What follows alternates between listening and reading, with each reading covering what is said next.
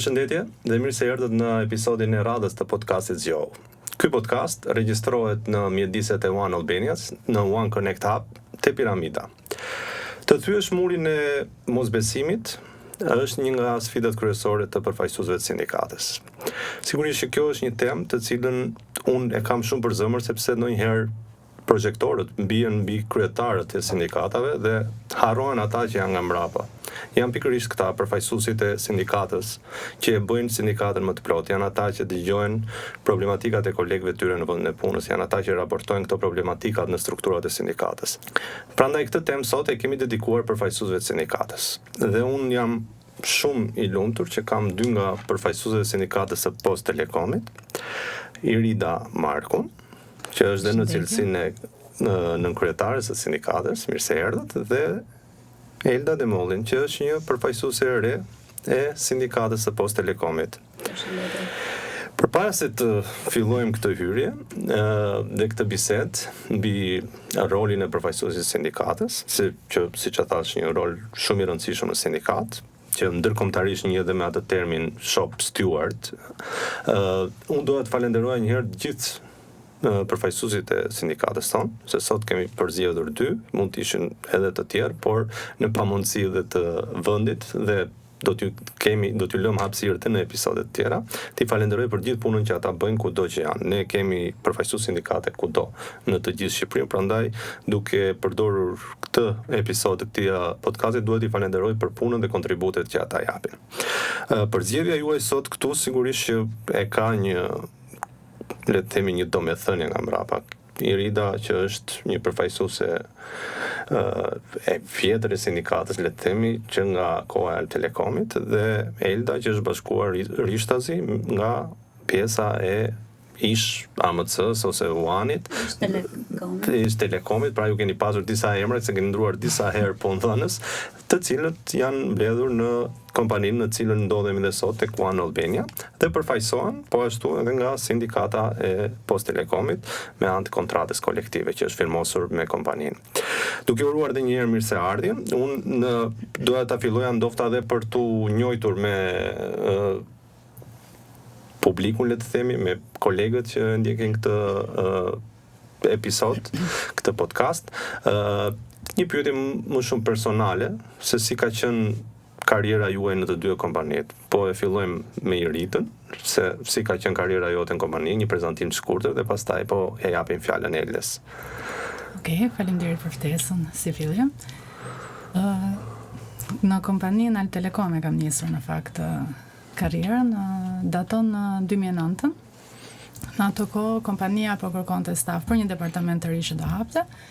Dhe stafi, me sa kuptuam pastaj gjatë intervistës, nuk ishte thjesht një staf i ri, por edhe moshë e re. Pra ishin të përzgjedhur një rini për të hapur këtë.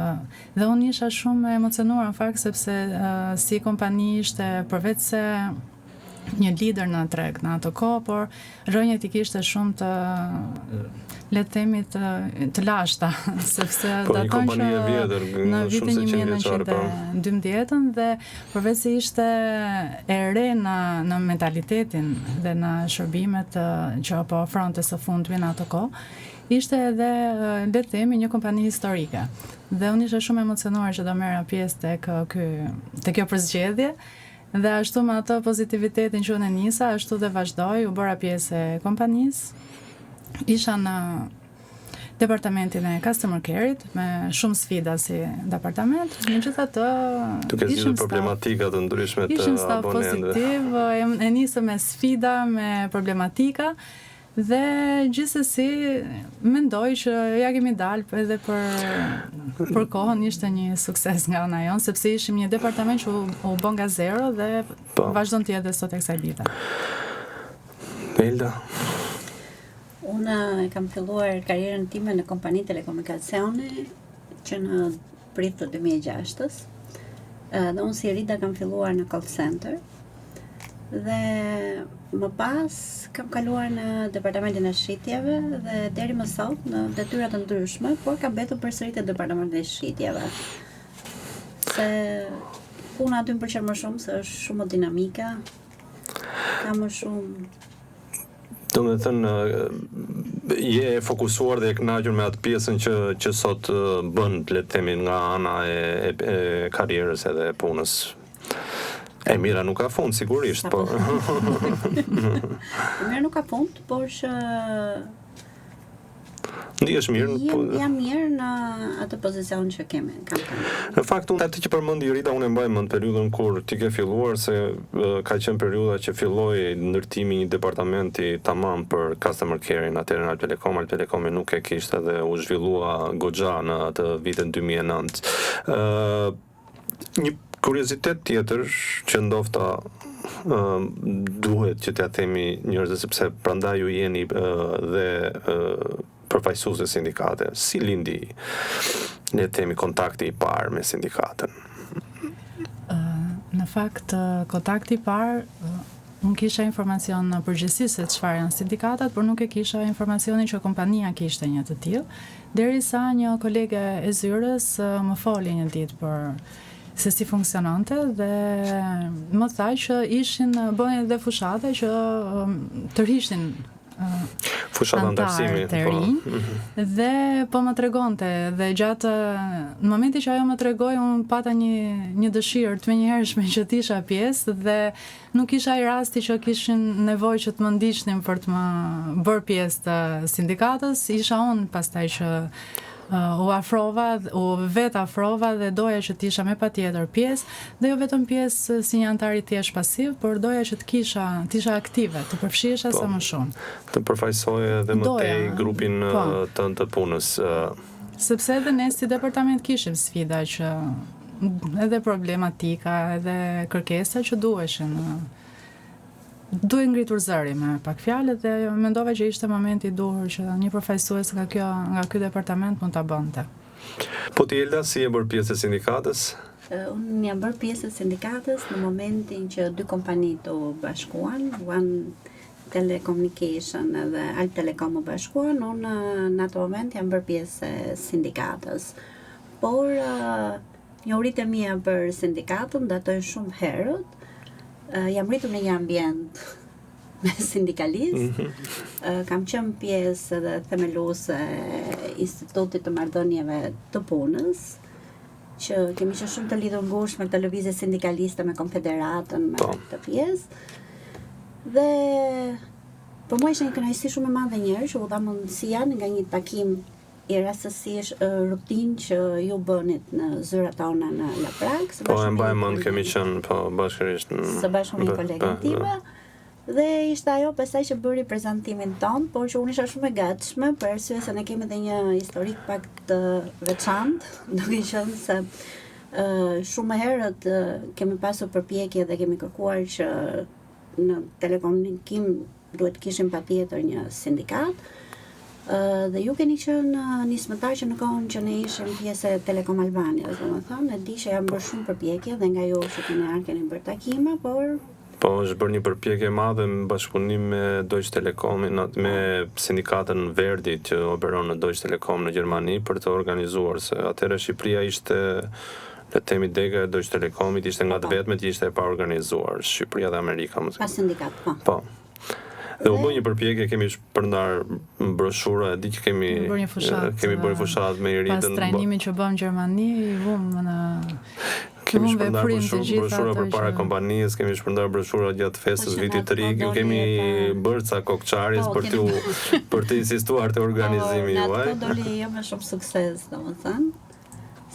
Sigurisht se kompania nuk e lejonte. Po, nuk e lejoi, domethënë, edhe pati edhe disa masa në atë kohë që më sa mbaj mend që u morën për pjesën kush po merri me pjesën organizimit. Edi, po unë mendoj që kur një punëdhënës ndërhyn dhe ndërpret punën e një sindikate ose organizimin e një sindikate dhe nuk lejon punojësit e vetë të organizohen, sigurisht që aty në atë vend pune ka probleme që nuk dalin, fshihen dhe nuk dalin sipërfaqe. Sepse një punëdhënës i mirë nuk ka çfarë fshe, është më i hapur drejt dialogu social midis sindikatës edhe punëmarrësve. Tani ju jeni të dyja përfaqësuese sindikate. Ndonjëherë ky roli i përfaqësuesit sindikatës si e shikoni? E shikoni në mënyrë simbolike, se shpesh ngatrohet ndonjëherë, duket sikur është thjesht simbolik, okay, një X aty është një person është përfaqësues sindikate. Por jo vetëm ne që jemi prezent, po vërtet pesha ose puna e rëndë, se ju e dini jeni pjesë. Ne këtu prezent e dim shumë mirë që nuk është rol simbolik, sepse kemi lobuar mjaftueshëm që edhe të na dëgjohet zëri, edhe të fokusohemi që sindikata të jetë në syrin e të gjithë punojësve, por ka disa që mendojnë, ose ndoshta e kanë nga e shkuara, që më përpara se ne të ishim të përfshirë, historikun e vetë, sindikata më përpara ka qenë më pasive dhe kishin më probleme për ta besuar ose për të bërë pjesë, për shkak sepse nuk e shifnin funksionale. Ndërkohë ne ndonin që ta përmirësonim, domethënë këtë imazh që vinte nga e shkuara, dhe jemi përpjekur që zëri jonë të dëgjohej, takime të bënim rregullisht edhe me grupe, edhe face to face, edhe me emaile të ndryshme, nga rrjetet sociale, fushata, aktivitete sociale, fushata të ndryshme, trajnime të ndryshme si brenda dhe jashtë vendit. Dhe thënë kjo nuk mund të quhet një rol simbolik, sepse përveç se ne jemi dhe çdo ditë në kontakt të përditshëm me kolegët, me punojësit e tjerë, dhe edhe ata që nuk janë pjesë antarësisë, e dinë që ne jemi përfaqësuesit e sindikatës dhe në për çdo rast janë kontakt. Dhe kjo nisëm që ne kemi ndërmarrë për këtë podcast është për ta sensibilizuar, sepse nëpërmjet le të themi mediave, mënyrës komunikimit, nëpërmjet rrjeteve sociale informohesh më kollaj se sa ti nuk mund të kapësh dot të gjithë në të njëjtën kohë, ndërsa këtë informacion mund ta depërton në mënyrë më të drejtë për drejtë. Nuk e di Elda, nëse ti për këtë pyetje kishe diçka për të shtuar.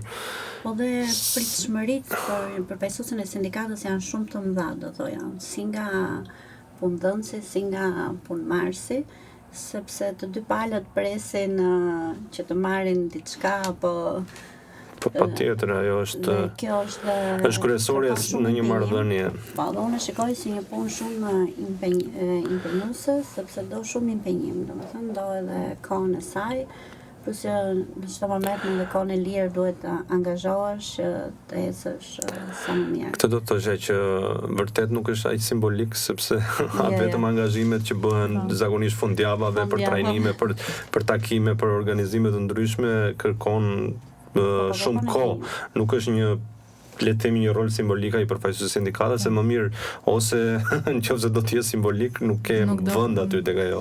Nuk e përfaqëson dot dhe punëtorët. Tani ju në punën tuaj e njihni më mirë, sepse ju jeni gjithmonë në terren, jeni gjithmonë të fokusuar për të dëgjuar problematikat që keni, i sillni pastaj në takime, në mbledhjet që ne zhvillojmë të kryesisë, mbledhjet e këshillit.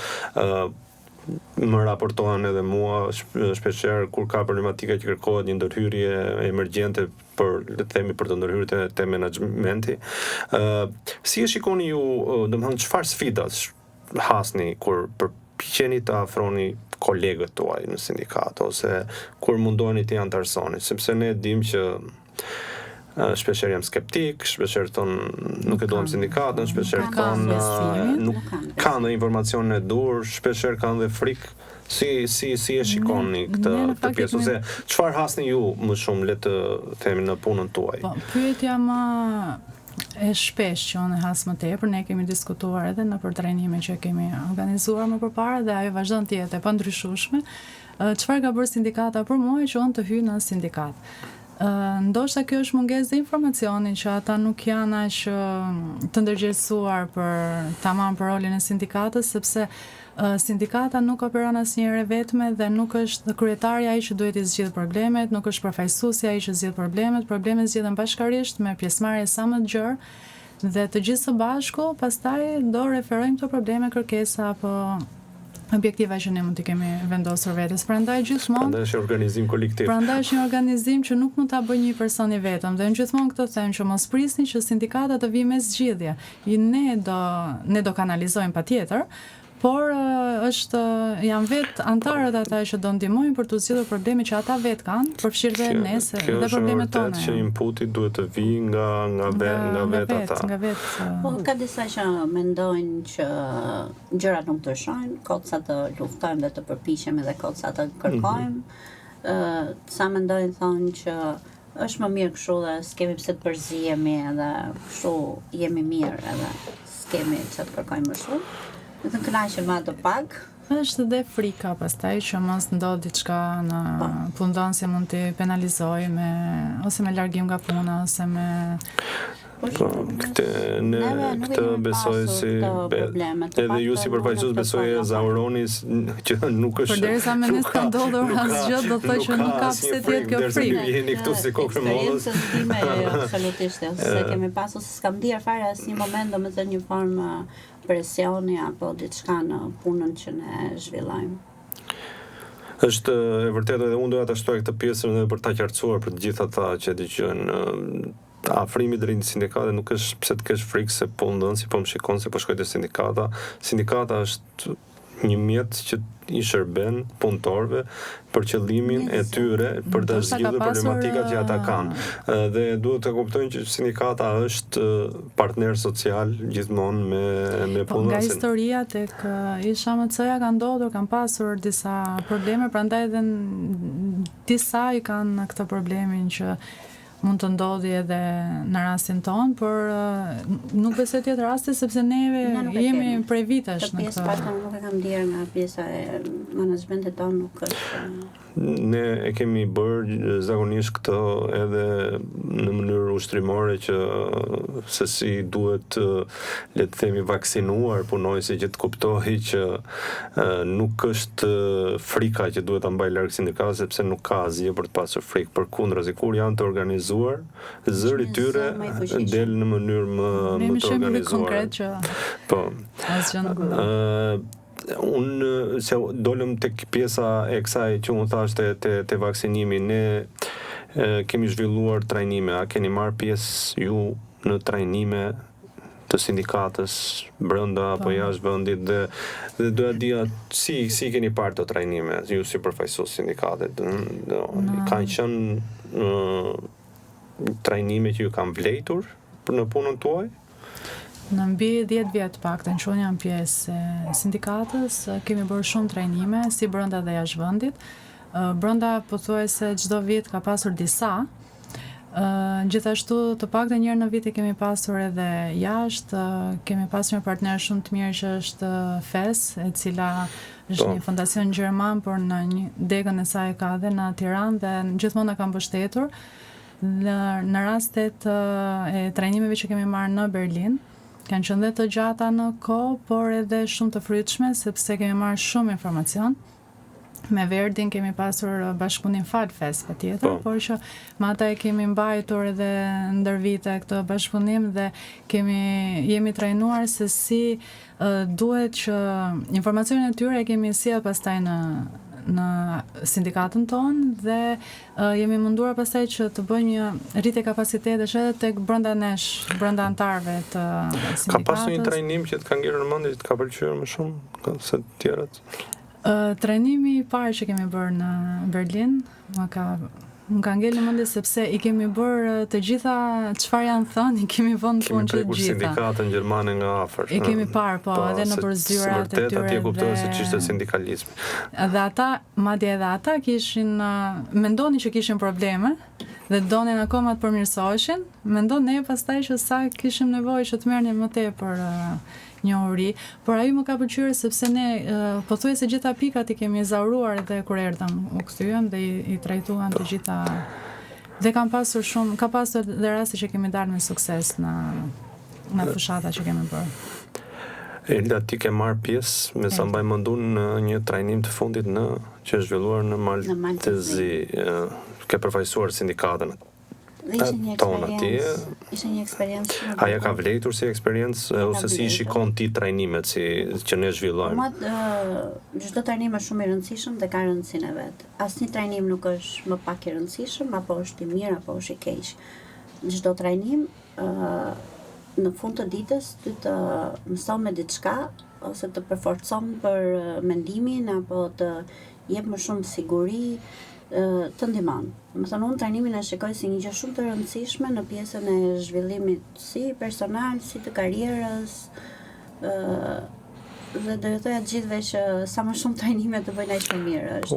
Unë jam shumë dakord me këtë pjesë sepse ndonjëherë ato gjëra që mëson atë 2-3 orë në trajnime nuk i mëson le të themi në 4 vite shkollë apo në diçka, janë disa shpërtej teorike po, si informacion. Janë njohuri të reja që nuk kam fare me njohuritë e shkollës, nuk kam të bëj me njohuritë e shkollës, kam të bëj me praktikën, me jetën e përditshme, na mësojnë shumë mua më kanë dhënë më shumë siguri në komunikim, më shumë siguri në të kërkuarit të gjërave, më shumë siguri në komunikim me kolegët, me punonjësit, jem më e sigurt në atë çfarë flasim dhe për sindikatën, jem më e sigurt. Përmendë pak të workshopin, ishte një workshop 3 ditor që u bë në Maltëzi dhe ishte pjesa e puna e denjë, mund të thoja ta përthejmë si punë e denjë për Ballkanin Perëndimor.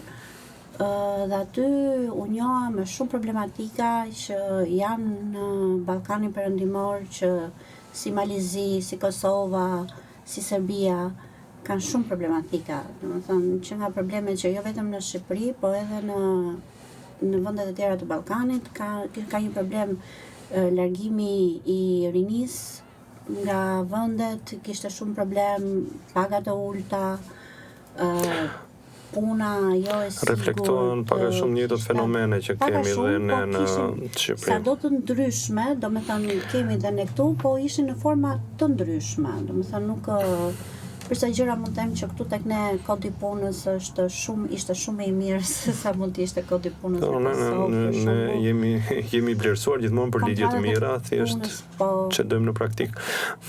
Domethënë kishte në praktik po nga që do, por në pjesën... Tani në punën tuaj të përditshme si përfaqësues sindikate, keni ndonjë sfidë personale ose në punë që ju shqetëson, si pun të jetë çështja e kohës, e menaxhimit, ndonjë lloj presioni? Nuk mund të quaj sfidë mirëfillt, çështja e kohës është gjithmonë, sepse brenda orarit punës është dhe vështirë, ose duhet marrim leje, ose përgjithsesi personalisht unë kam pasur mbështetjen gjithmonë. Dhe e kemi balancuar dhe me pjesën që ne kemi bërë edhe mbledhjet, kemi pasur mbledhje jashtë orarit punës, kemi shfrytzuar fundjavat, aktivitetet i kemi bërë, nuk e kemi prekur atë pjesë. Edhe presioni nga ana e menaxhmentit nuk e kemi ndjerë në kuptimin se ata e din tashmë janë njohur me punën tonë, e din që ne e kemi marrë seriozisht dhe nuk e din kush janë përfaqësues, e din kush është sindikata. Nuk na kanë penguar, sado që kemi luftuar për shumë gjëra se nuk na i di kërkesa. Jo gjithmonë na i realizojmë, po të paktën nuk pengojnë për marrëdhënia e punës është një luftë e përditshme, nuk është se fitove një betejë dhe çdo gjë vazhdon, sepse ti jeton, kërkesat e tua si një njeri shtohen, ti kërkon standarde më të larta, kështu që është goxha nuk është e lehtë, është goxha e vështirë që të realizosh të gjitha ato që ti kërkon. Ne këto mundojmë që dhe tek antarët ta përçojmë, ose tek ata që nuk janë ende antarë, por që ti tregojmë që marrëdhënia jonë nuk është marrëdhënie armiqësore, ne jemi bashkëpunëtorë, më thonë, me punëdhënësin, prandaj dhe duhet të jenë më të çlirët sepse ka disa që edhe kanë dëshirë për stepen. Siç ka pastaj që binden pasi shohin dhe punën tonë, i flasim. Dhe në të dyja rastet shembulli jonë është i tillë që nuk kam pse të kem frikë. A ka pasur raste ku ju mund të më thoni që përfaqësimi, le të themi, sepse ndonjëherë ajo që ti the që në lidhje me skepticizmin që ata kanë ose atë ndrojtjen që ata kanë, a kemi pasur në raste shembuj ku organizimi kolektiv ka fituar ose ka sjell po ja lë Eldës si fillimi që e kanë më të freskët ta një shembull, besoj unë. Cilin për shembull? Kontrata kolektive për shembull. Po, kontrata kolektive po. Do të thënë ne e fituam atë kontratë, e gjetëm nga ju, e përfituam nga juve kontratën kolektive. Ishte një fitore shumë e madhe, sepse me kontratë kolektive janë shumë të drejta që... Patjetër që po. Po dhe ka dhe shumë që nuk e dinë se çfarë kanë përfituar nga ajo kontratë kolektive. Për shembull nuk e dinë që atë benefitin që kemi në kompensimin ushqimor nuk e dinë që e kanë nga kjo pjesë e kontratës kolektive. Ka shumë që nuk e dinë këtë. Dhe mirë është ta mësojnë edhe nëpërmjet këtij podcastit që ajo është një benefit që vjen nga kontrata kolektive. Dhe nuk është i vetëm. Edhe ajo çfarë ne marrim në fund të vitit që është ai vlera monetare që ne marrim. Minimali është 20.000 lek, por zakonisht rishikohet nga kompania. Po, dhe kompania ka rishikuar këtë vit normalisht. Po, në fund kemi marrë më tepër. Po. Por baza e përcaktuar në kontratën kolektive është minimum jo më pak se 20.000. Po. Kjo na bën ndjemë mirë në fundi se tregon që kemi bashkëpunim shumë të mirë edhe me pjesën e menaxhimit. Po. Jo, kjo është një shembull që domethënë ajo punë që është bërë më përpara, pavarësisht se ajo ndodhi për shkak të bashkimit, kontrata kolektive gjithashtu përfshi edhe pjesa tjetër e kompanisë që u bashkua, sepse ishte një detyrim ligjor që duhej të bërë në atë mënyrë, por kjo pati benefite për punojësit. Ne kemi pasur në pjesën e benefitit, që benefiti është diçka që sot e ke dhe mbas një viti nuk e ke më. Kurse këto çfarë kemi përfituar nga kontrata kolektive, qëndron për sa kohë është në fuqi kjo kontratë kolektive. Po, është e vërtetë që çdo gjë që është kontratë kolektive. Po, pak se benefiti nuk është i përhershëm, është diçka që ti e ke në një kohë të caktuar që kompania vendos për një periudhë 1 vjeçare apo 2 vjeçare apo një periudhë më të shkurtër, kurse çfarë është parashikuar në kontratën kolektive i kemi për... Por është dhe rasti tjetër që kur ndron punonësi, mund vi një punonës i ri, mund vi një blerës i ri, ndryshon politika, ndryshon prandaj gjithmonë kontrata kolektive është arma që e mbron. Po, na janë ndruar benefitet shumë herë, se në periudha të ndryshme kemi pasur benefitet të ndryshme, domethënë nuk është. Se prandaj do ta cilësoja këtë që po tek pjesa jon, tek pjesa më përpara Al Telekomi. Edhe ne patjetër kemi kontratën kolektive, është e njëjti paralelizëm, por përveç kësaj kemi patur, dua ta lidh me pjesën e trajnimeve, me atë që po thoja që i morëm dhe i sollëm prap këtu pastaj për t'i vënë në praktik.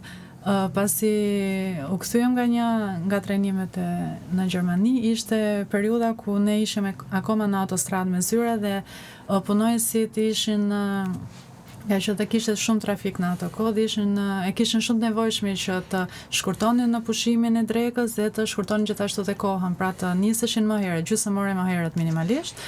Dhe kjo ishte kërkesa që na vinte në mënyrë të vazhdueshme. Dhe prandaj në fillim e nisëm me një peticion. Morën firmat e pothuajse pjesëmarrja ishte shumë e lartë, ka qenë shumë e lartë pjesëmarrja vërtet. Pothuajse të gjithë ishin të interesuar për këtë. Por pas këtij peticioni pam që nuk po merrnim një feedback nga punëdhënësi. Kishte një reagim. Prandaj vendosim që ta shtonim pak dosën e presionit. Të presionit dhe nuk e lam thjesht me një nënshkrim, por përdorëm një nga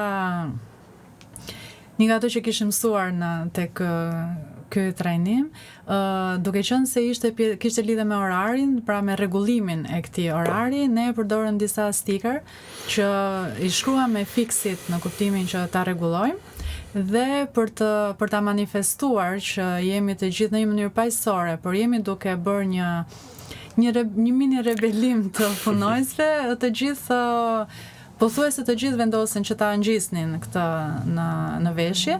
Ai që nuk e bënte në veshje ngjiste në kompjuter ose në tavolinën e punës, pra ishte në një vend ku binte në sy. Për të demonstruar dhe kjo demonstronte edhe mbështetjen ndaj këtij organizimi që ne kishim ndërmarrë.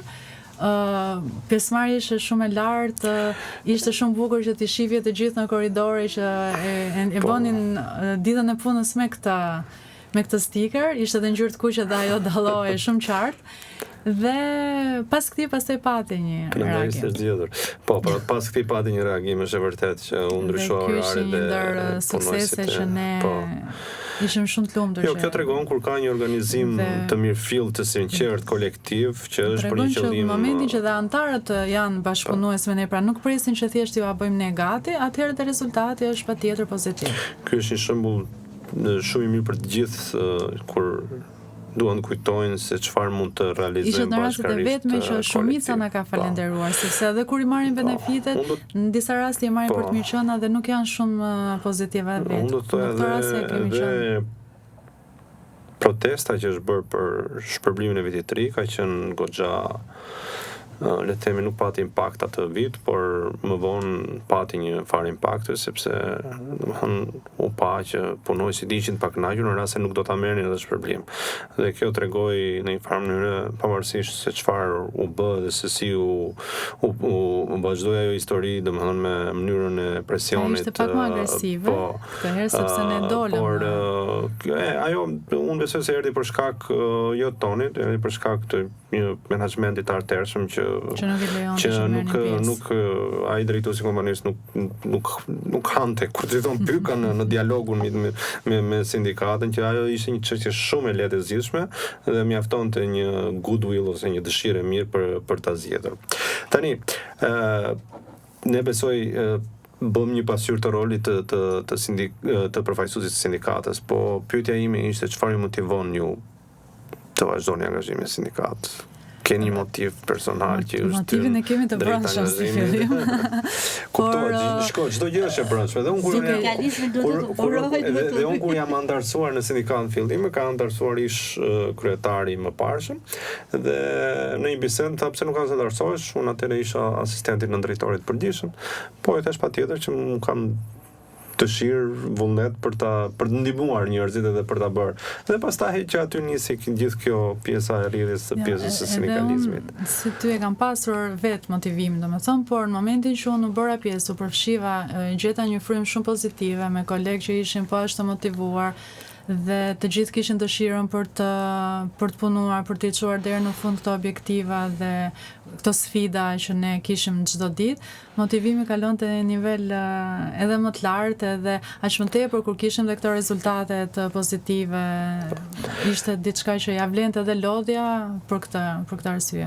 Ka qenë një grup shumë i mirë atëherë që ka punuar me këtë dhe unë sidomos ngula këmbë që të kemi njerëz të rinj në sindikat.